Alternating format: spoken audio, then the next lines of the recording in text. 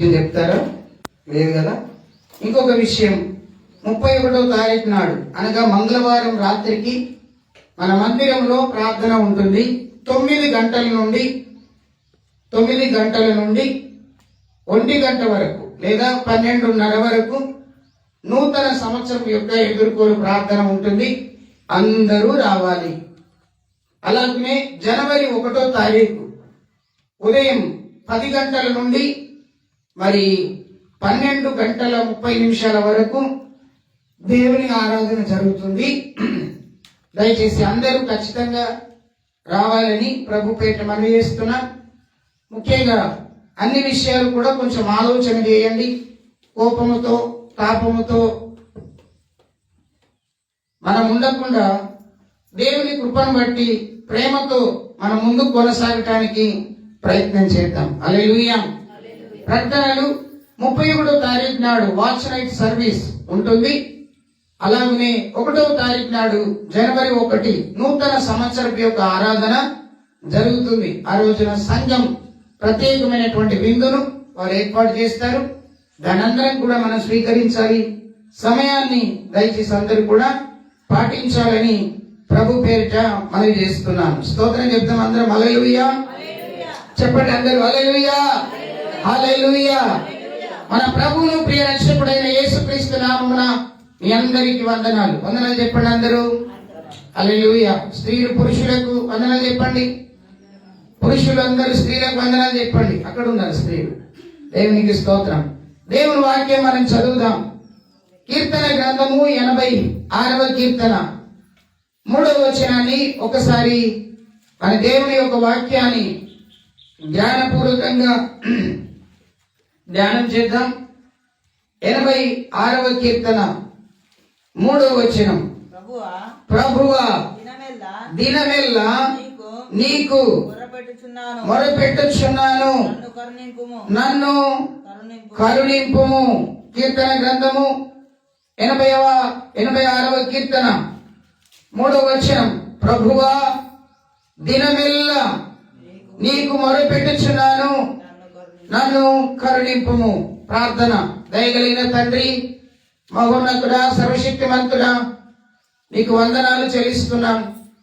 ఇదిగో ప్రభువా, ఈ యొక్క ప్రత్యేకంగా ఈ చివరి వారమున, ఈ సంవత్సరం యొక్క చివరి ఆదివారంలో మేమందరము సంఘముగా కూడి మీ సన్నిధిలో ప్రార్థిస్తున్నాం.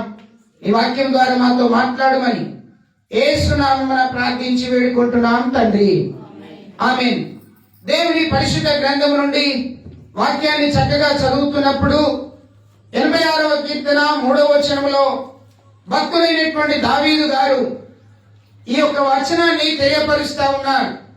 ఈ వచనంలో ఉన్నటువంటి మాట ఏంటి అని మీరు ఆలోచన చేస్తే, ప్రభువా నా ప్రాణము నీ వైపునకు ఎత్తుచున్నావు, నీ సేవకుని ప్రాణముతో సంతోషించుము అనే మాటకు ముందుగా 3వ వచనంలో ఇలా రాయబడి ఉన్నది, ప్రభువా దినమెల్లా నీకు మొరపెట్టుచున్నాను. ప్రభువా దినమెల్లా నీకు నేను మొరపెట్టుచున్నాను, నన్ను కరుణింపుము. ఏమని? నన్ను కరుణింపుము. దేవుని బిడ్డలమైనటువంటి మన జీవితాల్లో మనం నేర్చుకోవలసినటువంటి ప్రత్యేకమైనటువంటి సందేశం. ఈ సంవత్సరం యొక్క చివరి దినములో మనం ఉంటున్నాం. పోయిన వారమంతా క్రిస్మస్ పండుగలో ఆనందించాం, సంతోషించాం. మరి ఆ సంతోషాన్ని లక్షలు వేలు కోట్లు పెట్టినా మనం దాన్ని కొనలేం. దేవుడు మనకిచ్చిన సంతోషంలో మనం ఆనందించాం. అయితే ఈ రోజున దేవుని యొక్క వర్తమానం, ఆయనను నీవు ప్రార్థన చేసినప్పుడు లేదా ఆయనతో నీవు మనవి చేసుకున్నప్పుడు నువ్వు చెప్పాల్సిన మాట ఏందో తెలుసా? ప్రభువా నన్ను కరుణింపు. హల్లెలూయా. ప్రభువా నన్ను కరుణింపు. ఈ సంవత్సరం అంతా ఆయన నిన్ను తన కరుణతో నింపాడు. ఈ సంవత్సరం అంతా ఆయన వాత్సల్యతతో నేను నింపాడు. ఇక్కడ వచనంలో ప్రత్యేకంగా మనకు తెలియపరుస్తుంది, దినమెల్లా నేను నీకు మొరపెట్టుచున్నాను. ప్రతి దినము మనము దేవునికి మొరపెట్టే వారంగా ఉండాలి. ప్రతి దినము దేవునికి ప్రార్థించే వారంగా మనం ఉండాలి. ప్రతి దినము దేవునికి మనము మనవి చేసే వారంగా, ఆయన సెలవు లేకుండా మనం ఈ లోకములో జీవించుట అనేది అసాధ్యమైనటువంటి విషయం. అసాధ్యమైనటువంటి విషయం.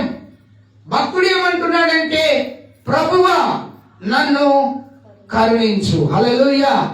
ప్రభువా నన్ను కరుణించు. దేవుని కరుణ మనకు చాలా అవసరం. అమ్మ నీకు ఇబ్బందిగా ఉంటే కుర్చీలో కూర్చోలో కూర్చో. ప్రభువా నీ కరుణ నాకు చాలా అవసరం. దేవుని కరుణించుమని ఎందుకు అడగాలి? ప్రభు యొక్క కరుణ కావాలని మనం ఎందుకు అడగాలి? బైబిల్ ఏం చెప్తుందో కొన్నిసార్లు బైబిల్ గ్రంథం నుండి దేవుని మాటలు చదువుదాం. 119వ కీర్తన 58వ వచనంలో చదివితే భక్తుడు ఇలాగ తెలియజేస్తున్నాడు. దేవుణ్ణి మనం ఎందుకు కరుణించుమని అడగాలి? ఎందుకు కరుణించుమని అడగాలి? అడగాలి. ఎందుకు అడగాలి? వాక్యం చెప్తుంది అక్కడ 58వ వచనం. కటాక్షము ఉంచుమని నా పూర్ణ హృదయముతో నిన్ను బతిమిలాడుకొనుచున్నాను. నీవు ఇచ్చిన మంచిగా వినాలి. ఇక్కడ భక్తుడు అంటున్నాడు, కటాక్షము నా మీద చూపు ప్రభువా, నా పూర్ణ హృదయముతో నేను నిన్ను బతిమిలాడుకుంటున్నాను. ప్రతిరోజు మనం ప్రార్థన చేసేటప్పుడు ప్రభువుని ఏం చేస్తాం? మనం బ్రతిమిలాడుకుంటాం.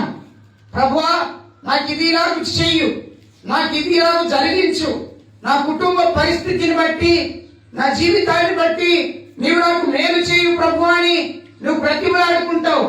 ఎలాంటి ఎలా ఉన్న బ్రతిమలాడుతావు? హృదయం అంతటితో. అక్కడ ఉంది కదా, పూర్ణ హృదయముతో నేను నిన్ను బతిమలాడుకుంటున్నాను.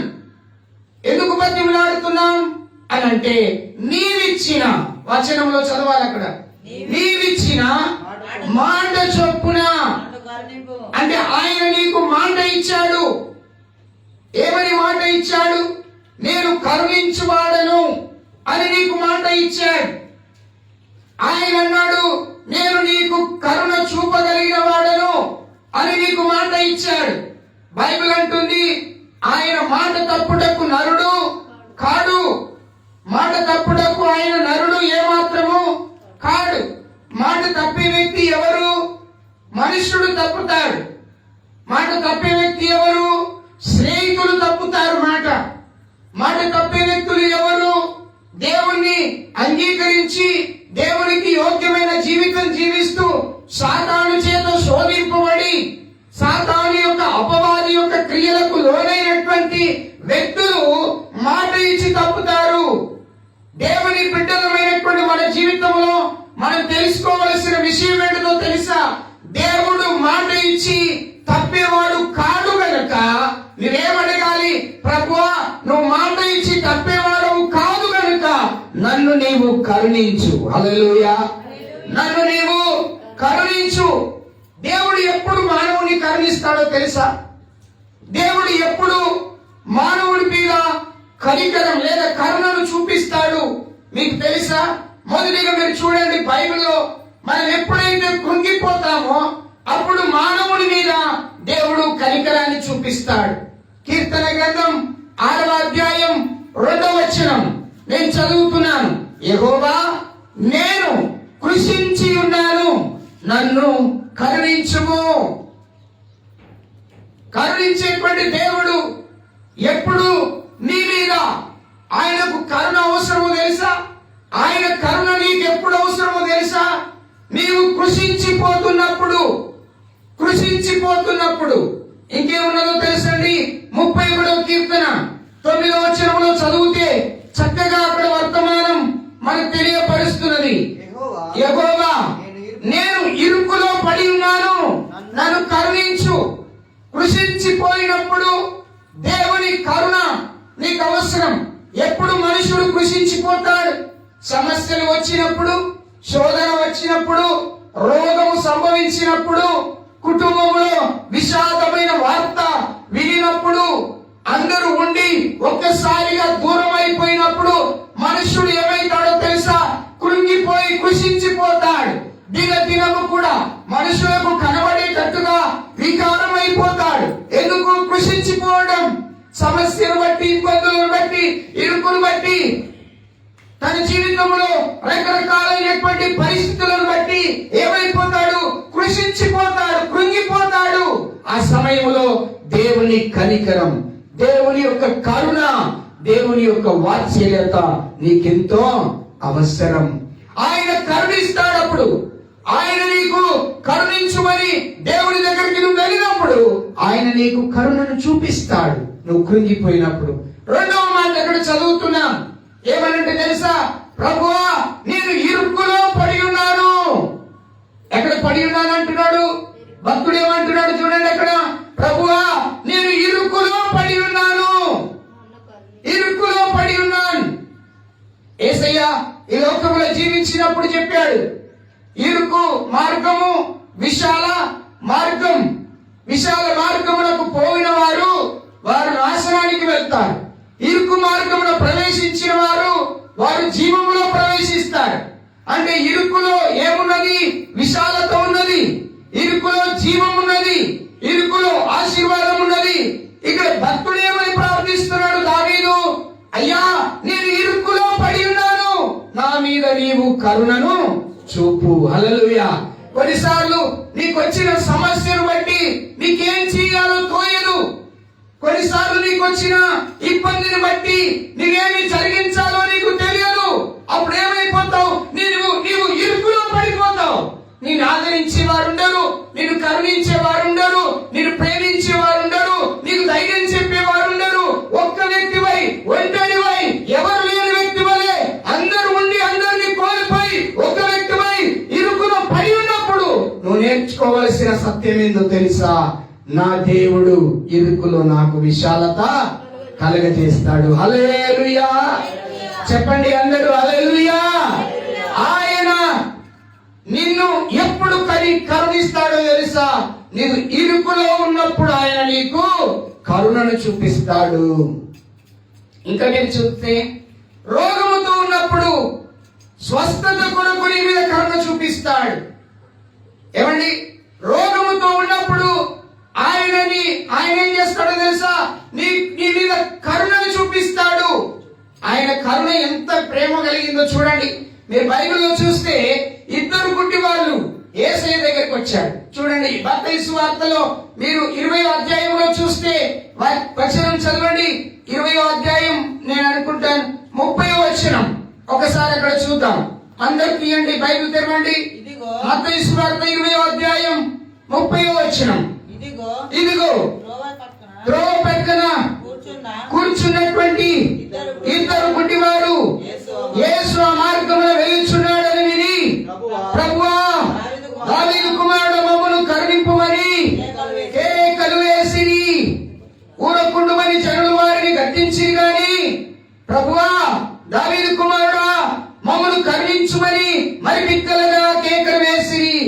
యేసు నిలిచి వారిని పిలిచి నేను నీకేమి చేయగోరుచున్నానని వారిని అడుగగా, వారు ప్రభువా మా కన్నులు తెరువమని అడిగారు. హల్లెలూయా. ఎరుకో పట్టణంలో త్రోవగుండా వెళుతున్నప్పుడు, ఎరుకో పట్టణం నుండి త్రోవగుండా వెళ్తున్నప్పుడు ఇద్దరు గుడ్డివారు అక్కడ ప్రక్కన ఉన్నారట. ఈ ఇద్దరు గుడ్డివారు కనులు కనిపించవు కదా, కనులు కనిపించవు. ఏమండి, మనకు అన్ని అవయవాలు ఉన్నాయి. గుడ్డివారికి ఉన్నటువంటి తెలివి మనకు లేదు. ఉదాహరణకి చెవిటి వారికి ఉన్నటువంటి తెలివి మనకు లేదండి. వాళ్ళు బాగా కనిపెడతారు, గుడ్డివాడు బాగా కనిపెడతాడు. ఏమండి, మనకు 100 రూపాయలు నోటు ఇస్తే దాన్ని ఎట్లా చూడాలో మనకు తెలుసు. కానీ గుడ్డివాడు ఆ 100 రూపాయల నోటుని తీసుకొని దాన్ని ఏం చేస్తాడు? తడిమి చూస్తాడు. ఇది 100, 50, 20, 10 ఆయన ఈజీగా చెప్పేస్తాడు. దాని అర్థం ఏంటో తెలుసా? ఆయనకు దేవుడు ఆ తెలివినిచ్చాడు. ఇక్కడ ఎరుకో పట్టణం గుండా వెళ్తున్నప్పుడు ఇద్దరు గుడ్డివారు అక్కడ వెయిట్ చేస్తున్నారు.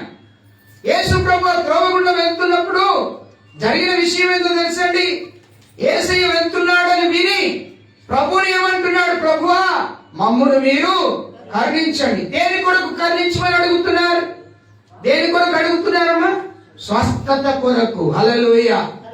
ఆరోగ్యము కొరకు, స్వస్థత కొరకు వారు కరుణించమని అడుగుతున్నారు. 41వ కీర్తనలో మీరు 4వ వచనంలో చదివితే అక్కడ భక్తుడు అంటాడు, ప్రభువా నన్ను స్వస్థత పరచుము అని అడుగుతాడు.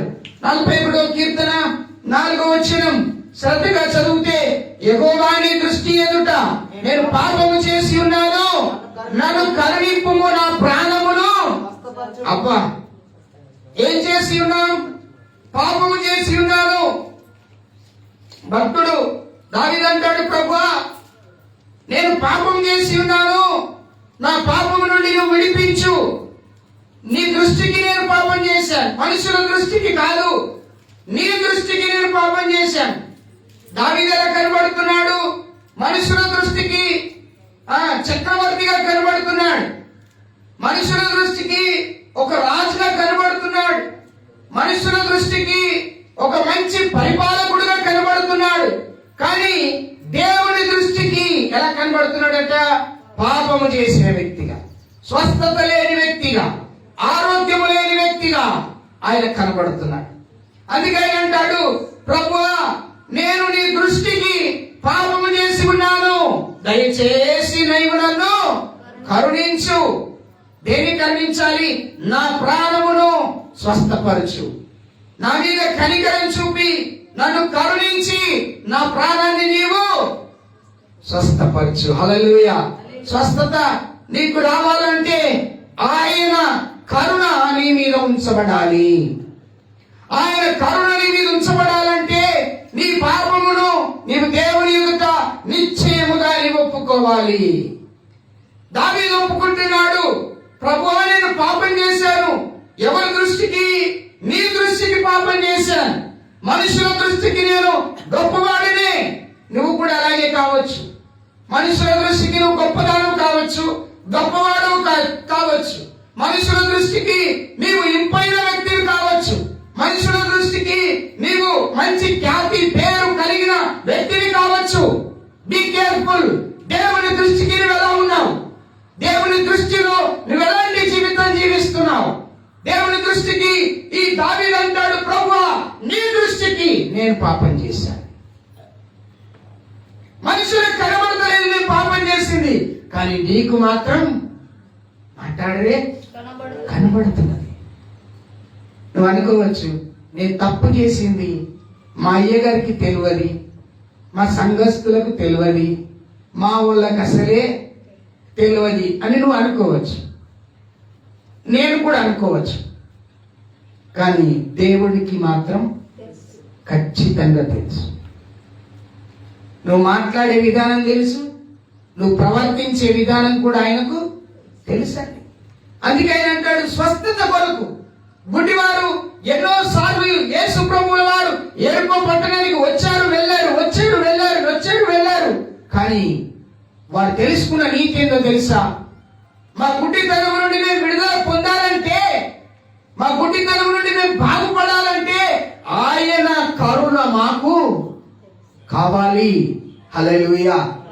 ఆయన కరుణ మా మీద ఉంచబడాలి అని యేసయ్యను అడుగుతున్నారు, ప్రభువా నీవు మమ్మలను కరుణించి. ఇద్దరు గుడ్డివారు. ఇంకా మీరు చూడండి బైబిల్లో, దేవునికి స్తోత్రం, ఇంకో గుడ్డివాడు ఉంటాడు. మార్క్స్ వార్తలు అనుకుంటాను 10వ అధ్యాయంలో మరి 46, 47 వచనాలు చదివితే, భర్తిమైనటువంటి గుడ్డివాడు ఏం చేస్తాడో తెలుసా? త్రోవ పక్కన కూర్చొని భిక్షమడుకుంటాడు. ఆ భిక్షమడుకుంటున్నటువంటి ఆ గుడ్డివాడు ఏం చేస్తాడో తెలుసా? ప్రభువా నన్ను నీవు కరుణించు. హల్లెలూయా. ప్రియమైనటువంటి దేవుని బిడ్డలారా, ఆయన ఎప్పుడు నీలా కరుణను చూపిస్తాడో తెలుసా? ఆయన కరుణ నీకు ఎప్పుడు అవసరమో తెలుసా? నీవు కృంగి కృషించిపోయినప్పుడు.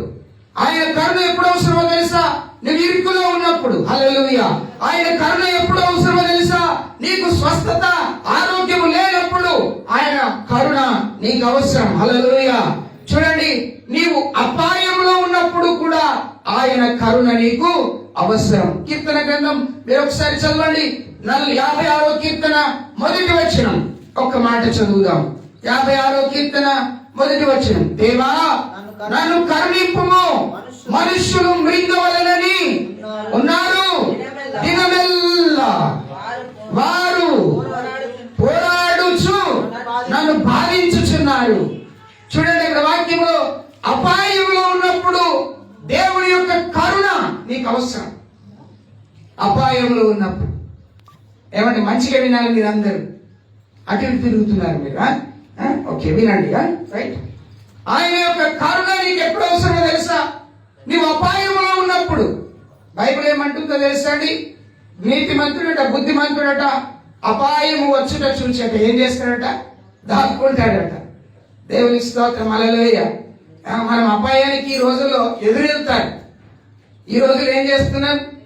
గుద్దుతాడేమో చూద్దాం బండి మీద పోయి. మనం ఇస్పీడ్ పోదాం. మనం ఇస్పీడ్ పోతే గుద్దకుండా ఏం చేస్తాడు? ఆయన గుద్దుతాడు. నీ కాలు, చేతం, మూతో, ముక్కు ఏదో ఒకటి ఇరిగిపోతుంది. నేను దావకాలు చేస్తాడు. ఎందుకురా ఇలా చేసేవని అంటే మనోడు అంటాడు, నన్ను గుద్దుతాడని అనుకున్నానా? నేనే గుద్దుతా అనుకున్నా కానీ వాడే నన్ను గుద్దేసి. బండ్లు నడిపేటువంటి యవనస్తులారా, బండ్లు నడిపేటువంటి యవన బిడ్డలారా, ఎవరో గుద్దుతారని మీరు ఉరకకండి. వారు వచ్చి నువ్వెవరినో గుద్దుతారని ఉరికితే వారు వచ్చి నిన్ను గుద్దుతారు. అపాయము నీవు రాకుండా నువ్వు కాపాడుకోవాలి. బాబు ఒక పాట పాడితేవాడు, పాట పాడేవాడు. ఏ తెగులు నా గుడారము సమీపించదు, అపాయము రానే రాదు. నువ్వేమంటావు? రా రా అని పిలుస్తావు. అపాయమా? రా రా అంటావు. బిడ్డ జాగ్రత్త. దేవుని యొక్క కరుణ, వాత్సల్యత నీ మీద ఉండాలంటే అపాయము వచ్చినప్పుడు ఆయన యొక్క కరుణను నీవు కోరుకోవాలి. హల్లెలూయా. ఆయన కరుణను నీవు కోరుకోవాలి. ఇంకొక మాట చెప్పి నేను ముగించడానికి ప్రయత్నిస్తాను. 69వ కీర్తన చూడండి, 20వ వచనం ఒకసారి చదవండి. 69వ కీర్తన 20వ వచనం. భక్తుడిగా రాస్తా ఉన్నాడు. నిందకు నా హృదయము బద్దలాయెను, నేను బహుగా కృషించి ఉన్నాను. కరుణించు వారి కొరకు నేను కనిపెట్టుకొంటిని గాని ఎవ్వరును. అబ్బా, దావీదంటాడు గొప్ప చక్రవర్తి, ఇశ్రాయేలు ప్రజలకు చక్రవర్తిగా ఉన్నటువంటి ఇతడు ఏమంటాడు? అయ్యా, నిందకు నా హృదయం ఏమైంది? బద్దలైపోయింది. కొన్నిసార్లు కొందరు మాటలు మాట్లాడితే గుండె వలిగిపోతుంది. నిజంగా అక్క మాట్లాడింది నా గుండె పట్టుమని వలిగిపోయిందని అంటారు. అప్పు నిజమే, కొన్నిసార్లు మాటలు గుండె బద్దలైతే నిజం. దావీదు చెప్తున్నాడు, నేను మహాచక్రవర్తిని, రాజును, ఇశ్రాయేలు ప్రజలను ఏలుచున్నటువంటి గొప్ప రాజును, కానీ నా మీద వచ్చినటువంటి నిందను బట్టి నా హృదయం ఏమైంది? అక్క అనలారా, ఏమైంది? బద్దలైపోయింది. నా హృదయం బద్దలైపోయి నేను బహుగా ఏడ్చి కృషించిపోయాను. కానీ నన్ను ఓదార్చి వారి కొరకు నేను కనిపెట్టాను, కానీ ఎవ్వరు నా దగ్గరికి నాకెవ్వరు కానరాలేదు. హృదయం ఎప్పుడు బద్దలైతుందో తెలుసా? నీకు ఇష్టమైన వారు, నువ్వు ప్రేమించేవారు, నీకు ఇష్టమైనది ఏదైనా సరే నీకు దూరమైనప్పుడు ఏమైతుంది? నీ హృదయం ఏమైతుంది? బద్దలైతుంది. దేవునికి స్తోత్రం. హల్లెలూయా. ఈ రోజుల్లో మానవుడికి ఇష్టమైనది ఏందో తెలుసా? మొబైల్. మానవుడికి ఇష్టమైనది ఏందో తెలుసా? డబ్బు. మానవుడికి ఇష్టమైనది ఏందో తెలుసా? వెండి బంగారం. మానవుడికి ఇష్టమైనది ఏందో తెలుసా? వాహనం. ఇవి ఆయనకు దూరం అయితే ఇవన్నిటికంటే విలువైనది ఇంకా బహు ఇష్టమైనది ఏందో తెలుసా? తిండి. తిండి. ఇవి ఒకవేళ దూరం అయిపోతే హృదయం బద్దలైపోతుంది. తింటున్నటువంటి వ్యక్తి దగ్గరికి వెళ్ళి తీసుకొని తిన్నారనుకో, ఏమైతుంది? ఆ వ్యక్తికి ఏమైతుంది? కోపం వస్తుంది. రెండోది ఏమవుతుంది? హృదయంలో ఒక ఆలోచన పుడుతుంది, తప్పుడు ఆలోచన. నిజమే ప్రియులారా, మహారాజు అయినటువంటి చక్రవర్తి అంటాడు, నన్ను కరుణించు వారి కొరకు నేను కనిపెట్టాను కానీ ఎవరు కూడా లేరు. ప్రియ స్నేహితులారా, నీ జీవితంలో కరుణించేవారు నీకు లేరని నువ్వు బాధపడుతున్నట్లయితే, నీకు నిందలు వచ్చి అవమానాలు వచ్చి నీవు కృంగి కృషించిపోతున్నట్లయితే, నీ నిందలను బట్టి నీకు వచ్చినటువంటి అవమానాన్ని బట్టి నీ హృదయం ఒకవేళ బద్దలై నువ్వు ఒంటరి వ్యక్తివై, ఒంటరి వాడివై, ఒంటరి వ్యక్తివి, ఒంటరి కుటుంబంలో ఉన్నటువంటి వ్యక్తివై నివసించుతున్నట్లయితే, ఇదిగో దేవుని వాక్కు నీతో మాట్లాడుతుంది. కరుణించువాడను నేను ఒక్కడును ఉన్నాను అని వాక్యం చెప్తుంది. కరుణించేవాడు ఆయన కరుణ ఎంత గొప్పదో తెలుసా? మానవుడు ఎవరు చూపలేని కరుణ ఆయన నీ మీద చూపేవాడు. మంచిగా వింటున్నారు కదా? నా మాటలు మీకు అర్థమవుతున్నాయని నేను ఆశపడుతున్నాను. దేవునికి స్తోత్రం, హల్లెలూయా. ఆయనను కరుణించుమని నీవు చెప్పాలి. ప్రభువా, నీవు నన్ను కరుణించు అని చెప్పాలి. నీకు ఇష్టమైతే కరుణించు ప్రభు, అట్టగా అది చిత్తం. నువ్వు చిత్తం కొరకు ఏమని ప్రార్థన చేయాలి? ప్రభువా, నీకు చిత్తమైతే జరిగించు, అది వేరు. కానీ నువ్వు కరుణించుమని దేవుని గట్టిగా ప్రార్థించాలి. ప్రభువా, ఖచ్చితంగా నీ కరుణ నాకు కావాలి. దావీదుకు ఏమైనా తక్కువ ఉన్నదండి? భార్యలు ఉన్నారు, ఉపపత్నులు ఉన్నారు, ఏమండి సైనికులు ఉన్నారు, యుద్ధంలో ఉండేటువంటి వస్తువులన్నీ ఉన్నాయి, రాజ్యాలు ఉన్నాయి, రౌతులు ఉన్నారు, పనివారు ఉన్నారు, వస్త్రాలు ఉన్నాయి, వెండి ఉంది, బంగారం ఉంది. ఏమండి మన దావీదు కాదు, బైబిల్లో దావీదు. దేవునికి స్తోత్రం, హల్లెలూయా. బైబిల్లో ఉన్నటువంటి దావీదు సమస్తం ఉన్నాయండి, ఏం తక్కువ లేదు. కానీ ఆయనకి ఏం లేదో తెలుసా? హృదయం బద్దలైనప్పుడు ఆయన మీద కరుణించేవారు లేరు. ఆయన హృదయం బద్దలైనప్పుడు ఆయన మీద కనికరం చూపేవారు లేరు, ఓదార్చేవారు లేరు. కృషించిపోయినప్పుడు, బద్దలైనటువంటి హృదయంలో బాధపడుతున్నప్పుడు, కృషించినటువంటి పరిస్థితుల్లో ఉండినప్పుడు ఆయనను ఓదార్చేవారు లేరు, కనికరించేవారు లేరు, కరుణ చూపేవారు లేరు. నీకు కూడా ఇలాంటి పరిస్థితులు ఎదురైనాయేమో. నాకు అనారోగ్యం సంభవించినప్పుడు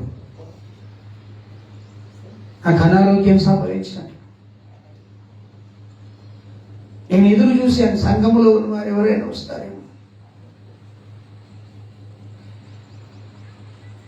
ఆ బంధువుల దగ్గర ఉండి చూశాను, ఎవరు రాలే. జీవము గల దేవుడు దిగి వచ్చాను నా దగ్గరికి. కుమారుడు అని నేను నీకు అప్పగించిన పరిచర్య ఉంది. కొంతమంది ఫోన్లు చేశారు, కాదనను, ఫోన్లు చేశారు.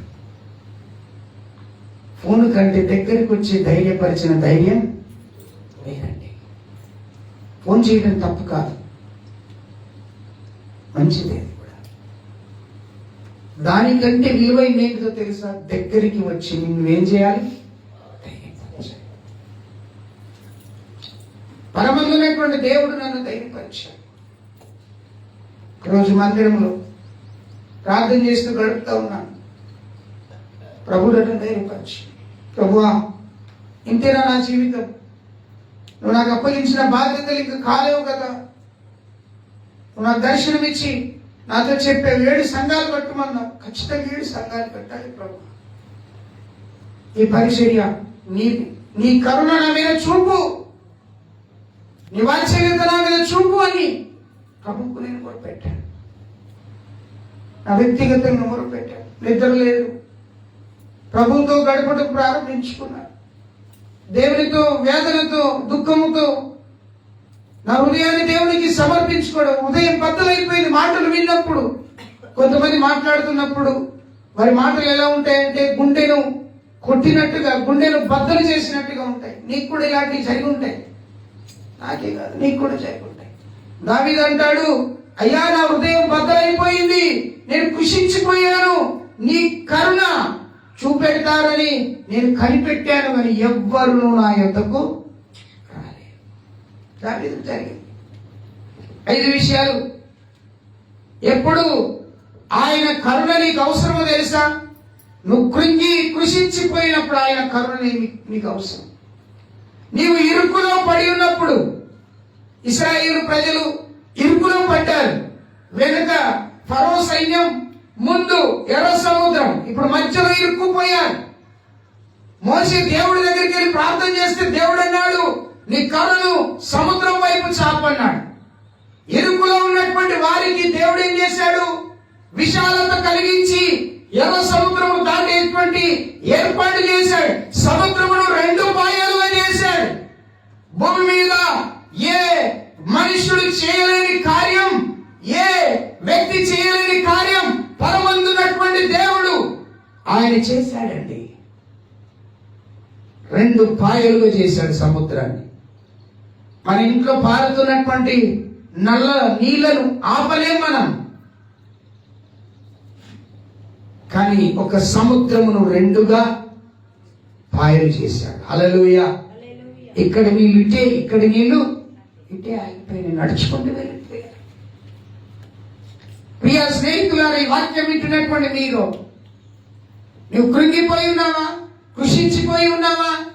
ఇరుకులో పడి ఉన్నావా? ఇబ్బందులు గుండా ప్రయాణం చేస్తున్నావా? నీ హృదయం బద్దలైందా? ఒకవేళ నీ హృదయం ఇలాంటి పరిస్థితుల్లో ఉన్నదో, స్వస్థత లేకుండా, అయ్యో నేను ఇంతకాలం అయింది ప్రభు సన్నిధికి వచ్చాను, ఎన్నిసార్లు ప్రార్థన చేసినా నాకు స్వస్థత కలుగుతలేదని ఒకవేళ నీవు అనుకుంటే, నా మీద దేవుడు కరుణ చూపిస్తలేడని నువ్వు ఒకవేళ బాధపడుతుంటే, ఈ రోజు ఈ వాక్యం నీకోసమే. నీకోసమే వాక్యం ఇది. గుడ్డివారు పుట్టినప్పటి నుండి గుడ్డివారు ఉన్నారండి.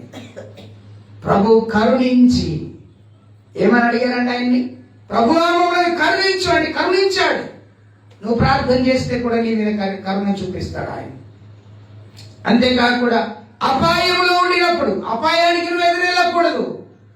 మానవుడికి ఉన్నటువంటి దుర్బుద్ధి ఏంటంటే మంచిగా ఉండడానికి ప్రయత్నించాడు, చెడు చేయడానికి ఎక్కువ ప్రయత్నం చేస్తే. మంచి మాటలు మనుషుడికి ఇనుకవు. లోకంలో ఒక సామెత ఉన్నది, కుక్కకు నెయ్యి ఇంకదట, అది తాగుతుంది కానీ కక్కేస్తుంది. అంతేనా? అంతేనా? మీకు తెలియదు ఈ సూత్రం? తెలుసుకోండి మీరు పెద్దలు. తాత దగ్గరికి వెళ్ళి, తాత కుక్కకు నెయ్యి ఎందుకు ఇంకది అని అడగండి, చెప్తాడు. అది శరీరానికి ఇనుకదు.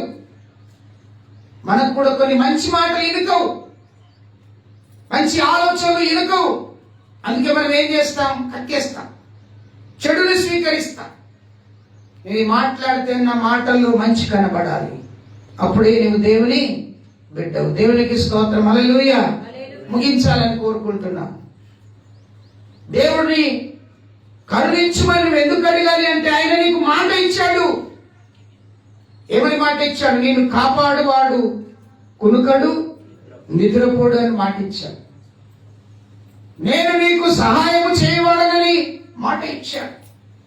నేను నిన్ను బాగు చేయగలను అని మాట ఇచ్చాడు.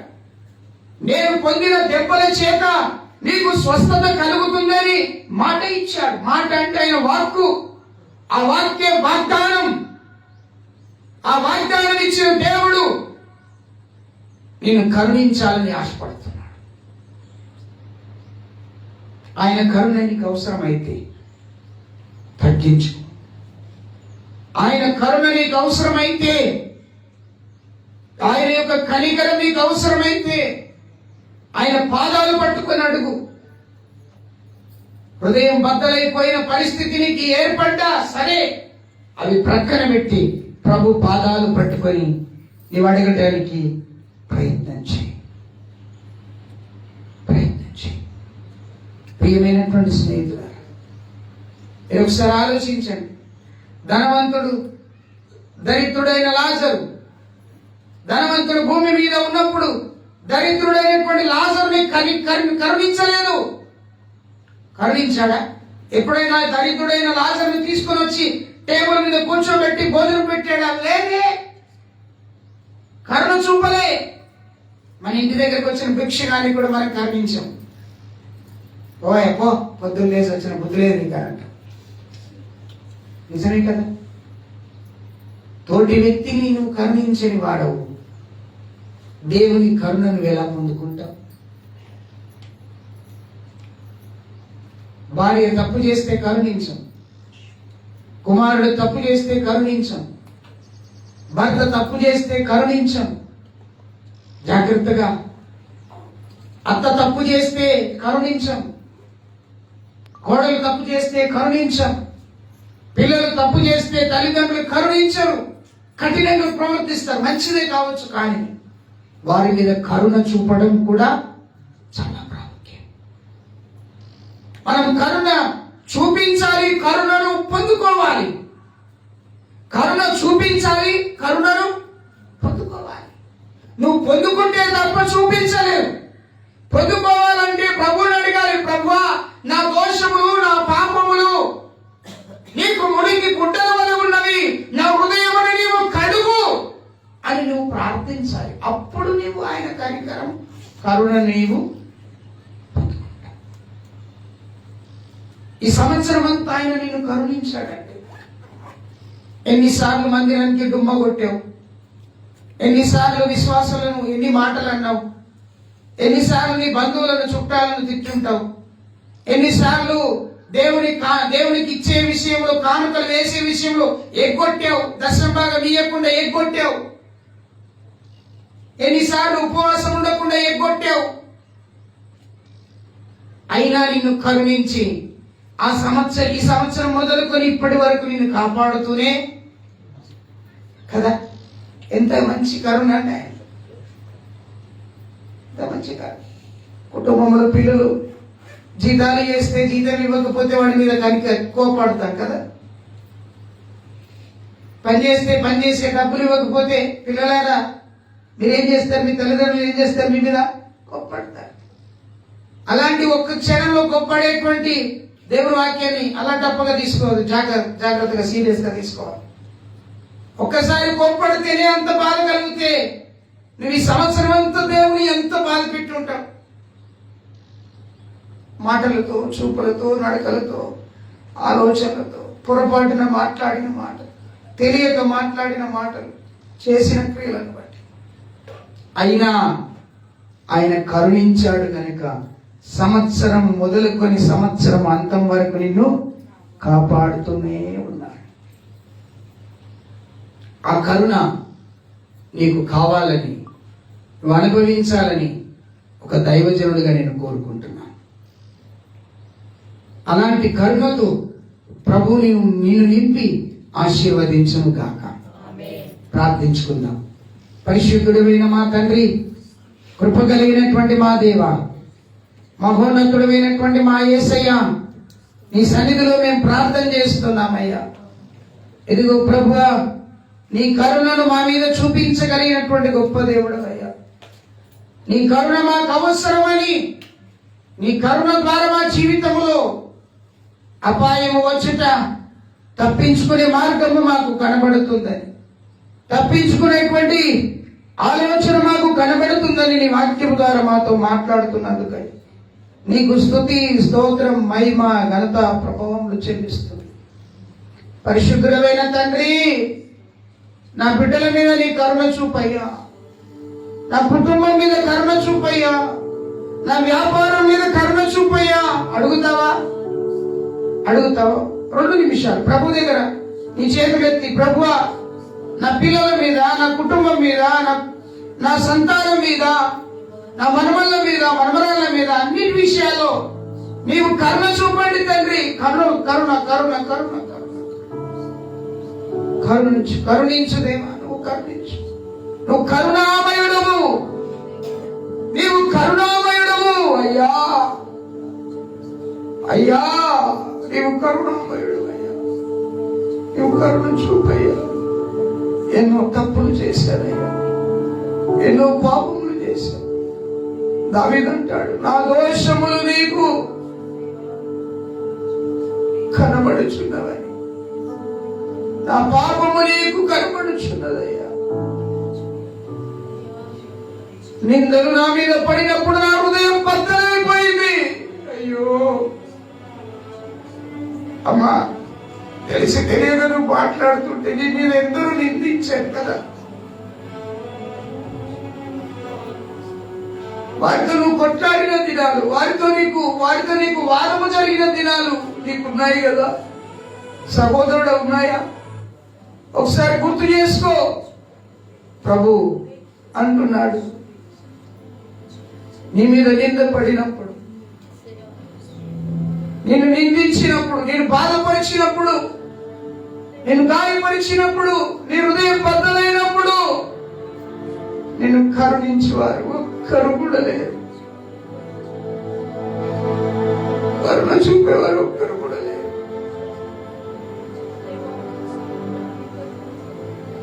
కరుణించే ఆ కరుణామయుడైన యేసయ్య చెప్తున్నాడు, నేను నిన్ను కరుణిస్తాను. భిక్షగాడైనటువంటి గుడ్డివాడు దావీదు కుమారుడా నన్ను కరుణించంటే తనతో ఉన్న వారందరూ గద్దించారు, కానీ కరుణించమని కేక వేశారు. ప్రభు వారి మీద కరుణ చూపించాడు. హల్లెలూయా. ప్రార్థించారు స్వరాలు తెరిచి 2 నిమిషాలు ప్రార్థించి. నీ కుటుంబ విషయంలో కరుణ కావాలి, నీ దాంపత్య విషయంలో దేవుని కరుణ కావాలి, నీ వ్యాపారం, నీ ఉద్యోగం, నీ పని, నీ చదువు, నీ విద్య, నువ్వు చేస్తున్న పనిలో దేవుని కరుణ నీకు అవసరం. ఆయన కరుణించే కృప చూపండి. ప్రార్థించుదాం. పరిశుద్ధుడా, ప్రేమ కలిగిన మా తండ్రి, ఇదిగో ప్రభువా, ఈ సమయం అంతా మేము ప్రార్థన చేస్తున్నాం. మేమందరం నీ సన్నిధికి వచ్చాము తండ్రి. నీ సన్నిధిలో నీకు మోకరించి ప్రార్థిస్తున్నా. నీ కరుణ మా మీద చూపండి. ఒక సహోదరి హారిక దేవా, గత రాత్రి నిన్నటి తిరుమల హాస్పిటల్ అడ్మిట్ అయి ఉన్నది అయ్యా. ఆ బిడ్డ మీద మీరు కరుణ చూపండి అయ్యా. చిన్న బిడ్డలు ఉన్నారయ్యా, మెదడు వాపు వచ్చేసింది, భయంకరమైన బాధతో బాధపడుతుంది, కాళ్ళు చేతులు కొట్టుకుంటుంది అయ్యా. డాక్టర్లు గ్యారంటీ ఇవ్వలేరయ్యా. రాత్రి వెళ్ళి ప్రార్థన చేశాము దేవా. గుడ్డివాడి మీద కరుణ చూపిన దేవుడు అయ్యా. ఆ తల్లి మీద మీరు కరుణ చూపండి అయ్యా. తల్లి మీద కరుణ చూపండి, సహాయం చేయండి, స్వస్థపరచండి, బాగు చేయండి తండ్రి.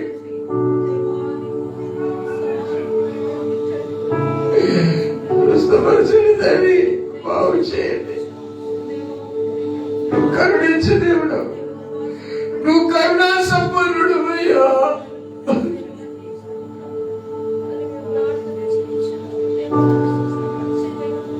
మౌనంగా ఉండదు, ప్రార్థన చేద్దావా?